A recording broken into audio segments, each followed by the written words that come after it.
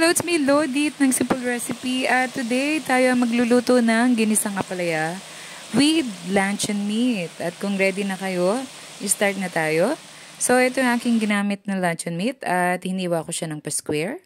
At syempre, nagtabi din ako ng 2 bilog para meron tayong kakaibang side dishes, kumbaga pa. At yan, kapag naluto na, set aside natin. Igisa natin ang bawang. Yan. At pagkatapos, sibuyas at kamatis. Yan. At halu-haluin lang natin siya ng mabuti hanggang sa maging okay yung kamatis. At pwede na nating ilagay yung ating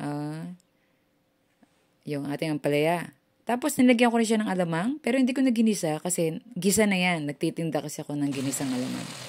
Okay, lagyan din natin ng kaunting seasoning.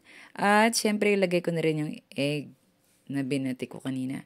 So, yan lang. Haluin lang natin siyang mabuti. And then, pwede na natin ilagay yung luncheon meat na tinabi kanina. Yan. Almost done na siya.